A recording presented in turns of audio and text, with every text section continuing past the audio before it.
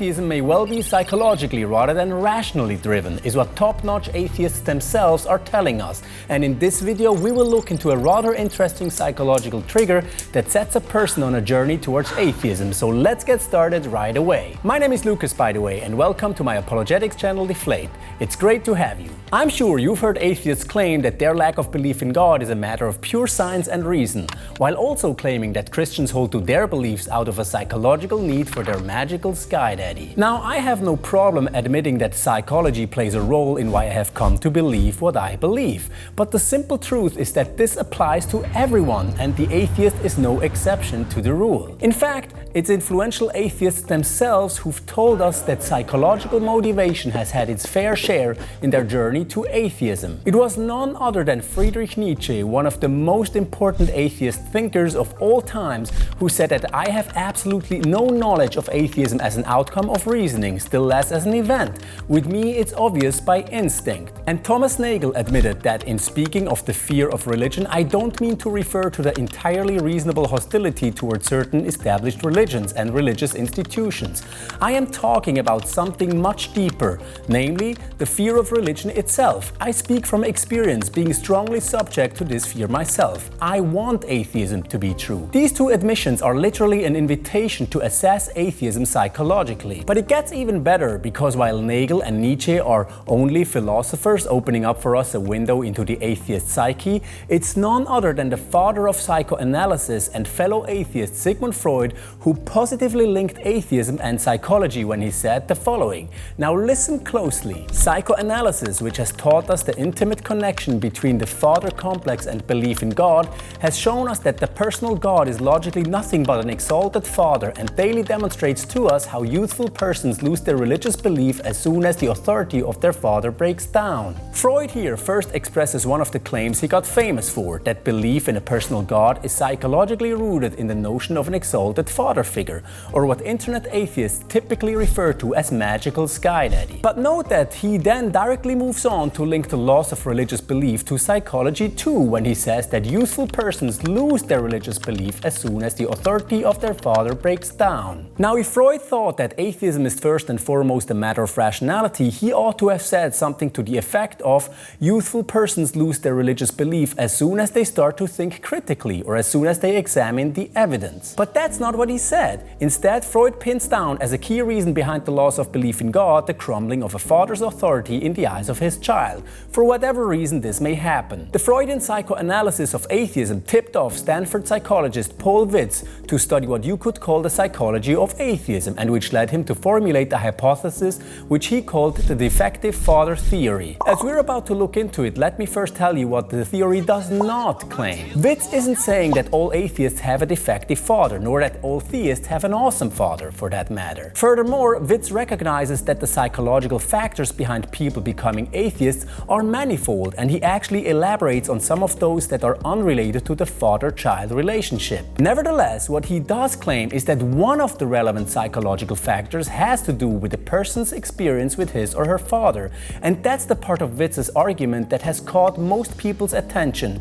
which is why we will focus on it in this video. And again, let's remember that he is simply holding up a mirror to those who've claimed ever since Freud that belief in God has to do with the believer's father image. Basically, what Vitz did was study the lives of some of the most prominent and influential atheist figures of the last 2 centuries. He found that in each case the father was what he calls abusive, seriously abusive, and even nasty, or absent through death, suicide, or abandonment during the child's early years. It must be mentioned here that psychologically speaking, even the natural death of a father can be perceived by a child as abandonment. Now, the list of people is impressively long, with all the top names on it, such as Friedrich Nietzsche, Sigmund Freud, Ludwig Feuerbach, Josef Stalin, Mao Zedong, Dennett, Christopher Hitchens, Bertrand Russell, Jean-Paul Sartre, Albert Camus, Arthur Schopenhauer, and many more could even have been added. To give you just a taste of some of the stories, Ludwig Feuerbach's father Anselm was known for his aggressive behavior towards work colleagues. In his family, he was called the Vesuvius, the volcano, and he had an open affair with the wife of one of his friends, with whom he lived in a nearby town, something which at the time amounted to a public humiliation of Ludwig's mother and their family as a whole. The affair lasted for nearly 10 years and happened when Ludwig was between 9 and 19 years old, resulting in a child whom Anselm called Anselm. After the mistress died, Ludwig's father simply returned to his family. Sigmund Freud wrote that his father Jacob was a sexual pervert who made his kids suffer. Sigmund was also disappointed by his father's failure to provide for his family and passivity in the face of anti-Semitism. Sigmund specifically recounts an episode in which someone called his father a dirty Jew and knocked his hat off, to which his father simply didn't react. These episodes lend some personal weight to Freud's conclusion that youthful persons lose their religious belief as soon as the authority of their father breaks down. Arthur Schopenhauer's father committed suicide when he was 16 years old. Madeleine Murray O'Hair, one of America's most famous atheist figures of the mid-20th century, tried to kill her father with a butcher's knife. And Christopher Hitchens is said to have felt distant from his father, whom he apparently blamed for pushing his mother into aborting a sibling Hitchens was looking forward to welcoming into the world. Now, Paul Vitz not only surveyed and compiled the biographical research of these prominent atheists, but also of prominent theists. People like Blaise Pascal, John Henry Newman, Dietrich Bonhoeffer, G.K. Chesterton, William Paley, William Wilberforce, and many more. He found that all of them had positive fathers or positive father substitutes. To name just one, Soren Kierkegaard grew up in a Christian home but had a falling out with his father. However, after a couple of years and largely due to the initiative of his father, Soren had a very impactful experience of reconciliation with his dad, something he directly compared with his experience of coming to believe in God. For Vitz, it's the contrast between the father-child relationships among prominent atheists and those among prominent theists that makes the defective father hypothesis particularly plausible. He sums up his psychological findings as follows. A dead or abusive father, or one who abandons his children, lays the emotional basis for atheism. After all, if your own father is absent or weak or abandons you even if by dying, or is so untrustworthy as to desert,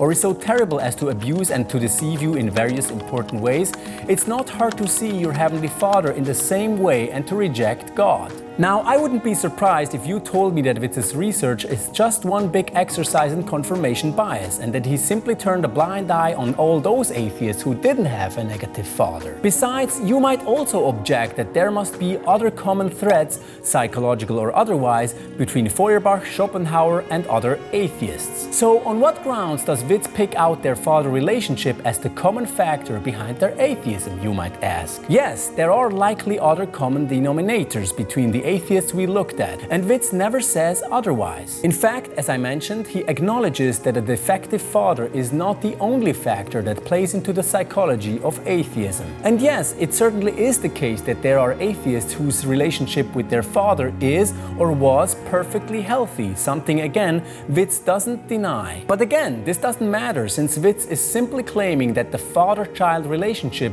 is one of the relevant psychological factors driving some people towards atheism. And remember, yet again, that with that he essentially followed the lead of Sigmund Freud, the atheist father of psychoanalysis, who directly correlated the child-father relationship with both belief and disbelief in God. Now, let me just clarify that if you think this video somehow debunks or even just undermines atheism, you're mistaken. None of what I said shows in any way that atheism is implausible, not even in the ballpark. But most importantly, for all Christians watching this, none of what I said should in any way make you go, sure, I always knew there was something wrong with those atheists. Chances are that some people watching this have suffered or are still suffering from the consequences of a father who is abusive or disconnected. This is a terrible thing. So, at the expense of sounding cheesy, if this is you, the least I can say here is that I am sorry that this has happened to you. Nevertheless, my hope is that this video encourages both theists and atheists to think more deeply about how their personal experiences and journey, and particularly their relationship with their father, has contributed to their view of God. I'm not saying that it's impossible to assess the question of God with reason, because we certainly can. However, it might just be that more often than we realize, the judgments of our minds may be affected by what has happened in our hearts. Not only that, but sometimes we have very unique experiences which have profound impact on our worldview. Check out this video over here, which tells the story of my atheist friend who was challenged by a very unexpected event in his life and who has now started to pray and attend church. Thank you for watching, and see you in the next one.